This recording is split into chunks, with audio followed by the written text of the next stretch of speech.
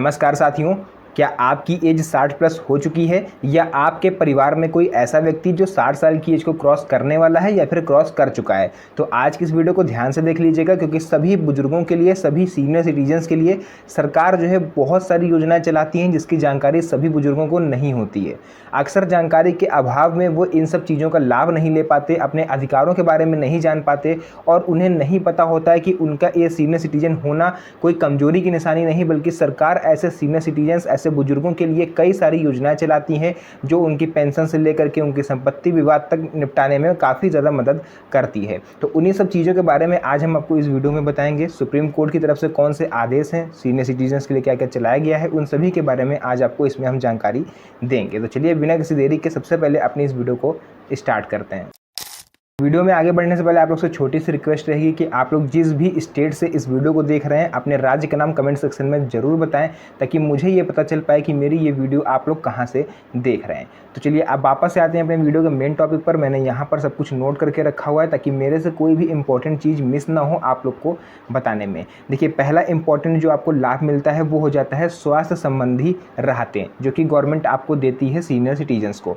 इसमें क्या होता है, मुफ्त इलाज मिलता है आप लोग को आयुष्मान कार्ड के थ्रू। अब आप में से बहुत से लोग होंगे जिनका आयुष्मान कार्ड बना ही नहीं होगा, या फिर आपने ट्राई करा होगा लेकिन आपका लिस्ट में नाम नहीं है, जिस वजह से आपका ये कार्ड नहीं बन पाया। तो ऐसे में आप इस कार्ड को अब किस तरह से बना सकते हो और आयुष्मान कार्ड ना होने के बाद भी क्या आपको ये फ्री इलाज मिलेगा, उसके बारे में आपको जो भी डाउट है वो मैं इसमें क्लियर कर देता हूँ। देखिए, सरकारी अस्पतालों में आपको मुफ्त इलाज तो मिलता ही है, वो तो आयुष्मान कार्ड हो या ना हो वो तो आपको फ्री इलाज मिलेगा। लेकिन अगर आप चाहते हो कि हमें प्राइवेट अस्पतालों में भी फ्री इलाज मिले, तो उसके लिए आपको अपना आयुष्मान कार्ड बनवाना पड़ेगा। अब आयुष्मान कार्ड देखिए, जिनका लिस्ट में नाम नहीं है उनका भी मैं एक चीज़ क्लियर कर दूँ कि अगर आप एक सीनियर सिटीजन हैं और आपका लिस्ट में नाम नहीं है, तो आप किसी भी नज़दीकी सरकारी अस्पताल में जा करके अपना जो राशन कार्ड आपको ले जाना है, साथ में आधार कार्ड ले जाना है और वो आपका आयुष्मान कार्ड बना देंगे। लिस्ट में नाम नहीं है, कोई प्रॉब्लम नहीं है, आयुष्मान वो जो आपका राशन कार्ड होता है उससे भी आपका आयुष्मान कार्ड बन सकता है। उसके बाद देखिए, आयुष्मान भारत योजना का जो दूसरा पार्ट है उसमें हम आपको बताएंगे कि ऐसे सीनियर सिटीजन्स जो अपनी 70 साल की एज को क्रॉस कर चुके हैं उनके लिए 5 लाख रुपए तक का अतिरिक्त इलाज जो है गवर्नमेंट करवाती है। यानी 5 लाख रुपए का वैसे नॉर्मल इलाज होता है आयुष्मान कार्ड पर, लेकिन अगर आप 70 साल की एज को क्रॉस कर चुके हो तो आपका 10 लाख रुपए तक का इलाज जो है गवर्नमेंट 1 साल में करवा सकती है। उसके बाद देखिए, सभी वरिष्ठ नागरिक इसके लिए पात्र हैं। कोई ऐसा इसमें एलिजिबिलिटी क्राइटेरिया नहीं है कि इनकम लिमिट इतनी होनी चाहिए या यहाँ का निवासी वहाँ का निवासी, कुछ नहीं। आप बस सीनियर सिटीजन होने चाहिए और भारत के निवासी होना चाहिए, बस इतनी पात्रता है इसकी। और दूसरा ये है कि घर बैठे आप इसमें आवेदन कर सकते हो। यानी 70 वर्ष की एज अगर आपकी हो चुकी है तो आप इस जो आयुष्मान कार्ड है इसके लिए घर बैठे भी आवेदन कर सकते हो। आपका काम घर बैठे होगा, क्योंकि गवर्नमेंट का ये निश्चय है, ये प्रण आप लोग मान लीजिए कि सभी सीनियर सिटीजन्स को घर बैठे सरकारी योजनाओं का लाभ मिले। सरकार इस दिशा में अपना कदम आगे बढ़ा रही है।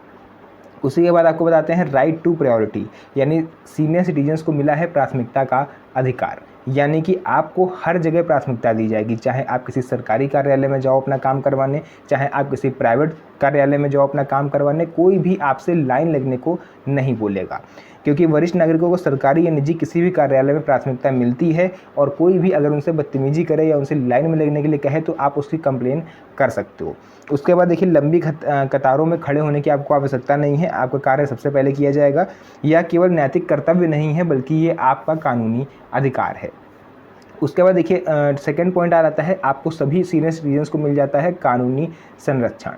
अब ये क्या होता है, यदि कोई कार्यालय या कर्मचारी आपको प्राथमिकता नहीं देता है तो वरिष्ठ नागरिक अपने अधिकार का दावा कर सकते हैं। आप कंप्लेन करोगे तुरंत उसको जो है सस्पेंड कर दिया जाएगा या फिर उसके ऊपर कार्रवाई करी जाएगी। उसके बाद देखिए, आर्थिक राहतें भी गवर्नमेंट आप सीनियर सिटीजन्स को देती है। यानी कि अगर आपने एफडी कराया हुआ है, अक्सर सीनियर सिटीजन्स जो होते हैं वो एफडी करवाते हैं बैंकों में, यानी कि फिक्स्ड डिपॉजिट। यदि किसी वरिष्ठ नागरिक की एफडी पर सालाना ब्याज 1 लाख रुपए तक आ रहा है तो अब से उस पर कोई भी टीडीएस गवर्नमेंट नहीं लेगी। यानी कि इससे पहले टीडीएस पड़ता था, लेकिन अब गवर्नमेंट ने ये फैसला किया है कि जो सीनियर सिटीजन्स हैं अगर उनके जमा पूंजी से उनका ब्याज 1 लाख रुपए तक का आता है पर ईयर, तो उस पर वो आप किसी तरह का ना तो टैक्स लेंगे और ना ही उस पर वो टीडीएस काटेंगे। तो ये आप सभी सीनियर सिटीजन्स के लिए काफ़ी बड़ी खुशखबरी है। इसमें वरिष्ठ नागरिकों को टैक्स से राहत मिलती है और उनकी बचत जो है वो सुरक्षित रहती है। उसी के साथ साथ देखिए किराए की आय पर छूट, यानी कि जैसे आपका कोई एक मकान है या फिर आपने एक नीचे आप रहते हो, आपने सेकंड फ्लोर किराए पर उठा दिया, या फिर आपके 2-3 मकान हैं, आप एक मकान में रहते हो बाकी सब आपके किराए पर हैं, या फिर आपने दुकानें हैं आपकी जो आपने किराए पर उठाई हुई हैं और उससे आपको संपत्ति मिल रही है। अगर आपका सालाना किराया 6 लाख रुपये तक भी आ रहा है तो गवर्नमेंट अब उस पर कोई TDS नहीं काटेगी, क्योंकि ये जो इनकम होती है ये सीनियर सिटीजन्स के बुढ़ापे का सहारा होती है। उनके जीवन भर की कमाई का जो इन्वेस्टमेंट वो लोग करते हैं वो उनको वापस मिलता है। ठीक है, मकान बनाने में पूरी उम्र खपा दी, पूरे पैसे अपने पूरी जमा पूंजी लगा दी, तो बुढ़ापे में वो उसके सहारे जीवन व्यतीत कर सकते हैं। इस पर गवर्नमेंट का एक भी पैसे का अधिकार नहीं है। उसके बाद फोर्थ आ रहा है देखिए पेंशन संबंधी लाभ। पेंशन का अधिकार तो आप सभी सीनियर सिटीजन्स को मिला ही हुआ है, वो तो सभी को मिलता है, चाहे आप 60 साल की एज को क्रॉस कर लो सभी को मिल जाता है। वरिष्ठ नागरिकों को इंदिरा गांधी राष्ट्रीय वृद्धावस्था पेंशन योजना के तहत पेंशन मिलती है। किसी को 1000 मिलती है, कहीं पर 400 मिलती है। बिहार में जैसे आपको पता होगा 400 है, लेकिन इसको बढ़ा के अब 1100 किया जा रहा है। अन्य राज्यों में झारखंड, राजस्थान, मध्य प्रदेश, अन्य राज्यों में अलग अलग हिसाब से पेंशन दी जाती है। लेकिन पेंशन राशि 500 रुपये से लेकर के 1000 रुपये तक मिलती है, इसी के बीच में रहती है, इससे ज़्यादा नहीं रहती। बस झारखंड में 2500 रुपये, बाकी मध्य प्रदेश या राजस्थान में आपको लगभग 1250 के आसपास मिलती है। आवेदन प्रक्रिया आपको पता ही है। अगर आपको पेंशन के लिए आवेदन करना हो या उसका प्रोसेस जानना है, कोई भी आपके मन में डाउट हो पेंशन को लेकर के, तो आप नीचे कमेंट सेक्शन में बता सकते हो, मैं उसका रिप्लाई आपको दे दूंगा, या फिर मेरी टीम के द्वारा जब भी देखा जाएगा तो आपको उसका रिप्लाई मिल जाएगा। उसके बाद आ जाता है वरिष्ठ नागरिक ट्रिब्यूनल और त्वरित न्याय। आप देखिए यहाँ पर मेन चीज़ यहाँ से आती है, ये सीनियर सिटीजन ट्रिब्यूनल आखिर क्या होता है। देखिए अक्सर जो आपकी एज जब 60 साल के आसपास हो जाती है, आप बुजुर्ग होने लगते हो, तो सबसे बड़ा विवाद जो घर में होता है वो होता है संपत्ति को लेकर के। संपत्ति को लेकर के विवाद ये होता है कि अक्सर जो बच्चे होते हैं वो अपने माँ बाप की सेवा नहीं करते हैं, तो फिर माँ बाप उनको संपत्ति नहीं देते हैं, जिस वजह से आपस में विवाद होता है। या फिर कई बार ऐसा भी देखा गया है कि जो बच्चे होते हैं वो संपत्ति के लालच में माँ बाप की सेवा करते हैं, और संपत्ति जब उनको मिल गई तो उन्होंने उनको वृद्धाश्रम भेज दिया या फिर उन्हें प्रताड़ित करने लगते हैं। तो इस केस में जो सीनियर सिटीजन्स हैं वे काफ़ी ज़्यादा परेशान हो जाते हैं, उन्हें नहीं पता चलता कि वे आगे क्या करें, वे ठगा हुआ सा महसूस करते हैं। तो अगर ऐसा कोई केस आपके साथ भी हुआ है तो ये पॉइंट ज़रा ध्यान से सुनिएगा जो मैं अब आपको बताने जा रहा हूँ। सुप्रीम कोर्ट की तरफ से ये फैसला दिया गया था, बहुत पहले दिया गया था, हालांकि अभी का नहीं है। सीनियर सिटीजन एक्ट 2007 बनाया गया था 2007 में ऐसे सभी मामलों के निपटारे के लिए, जिसमें अक्सर देखा गया था कि बच्चे संपत्ति के लालच में बुजुर्गों की जो सेवा करते थे और संपत्ति मिल जाने के बाद उन्हें हटा देते थे। लेकिन अब ऐसा नहीं है। अगर आपको लग रहा है कि बच्चे ने आपकी सेवा स्वार्थवश करी थी, या फिर आपने संपत्ति जो है वो अपने किसी भी वारिस को आपने गिफ्ट कर दी, तो वो संपत्ति अब आप वापस ले सकते हो, ये आपका पूरा अधिकार है, ट्रिब्यूनल आपको वापस दिलाएगा। इसके बारे में कई चीज़ें आ चुकी हैं जो कि मैं आपको यहाँ पर एक सेकंड रुकिए पूरा विस्तार से समझा देता हूँ। वरिष्ठ नागरिक ट्रिब्यूनल और त्वरित न्याय, सीनियर सिटीजन्स के लिए ये ट्रिब्यूनल बनाया गया है, जो कि एक आप लोग कह सकते हो स्पेशल आप लोग के लिए एक छोटा सा कोड बनाया गया है। वरिष्ठ नागरिकों की समस्याओं के समाधान के लिए सीनियर सिटीजन ट्रिब्यूनल की स्थापना करी गई है। यदि घर में या बाहर कोई भी आपको समस्या है किसी भी तरह की, पड़ोसी परेशान कर रहा है, घर वाले परेशान कर रहे हैं, तो वरिष्ठ नागरिक सीधे ट्रिब्यूनल में जाकर के शिकायत कर सकते हैं। त्वरित न्याय मिलेगा। इन ट्रिब्यूनल को 90 दिनों के भीतर जो फैसला सुनाना होगा। आपका कोई भी बड़े से बड़ा फैसला क्यों ना हो, वो 90 दिन के भीतर आपका जो वो फैसला है वो आ जाएगा। आपको कोर्ट के चक्कर नहीं लगाने पड़ेंगे, और तो और आपको वकील करने की भी आवश्यकता नहीं है। केवल आप एक एप्लीकेशन लिखो और वहाँ पर कंप्लेन कर दो, बाकी सारा काम वो आपका करेंगे। सीनियर सिटीजन एक्ट 2007 जो है ये वरिष्ठ नागरिकों के लिए बनाया गया था कि उनके जो वारिस हैं वो उनको मेंटेनेंस दें।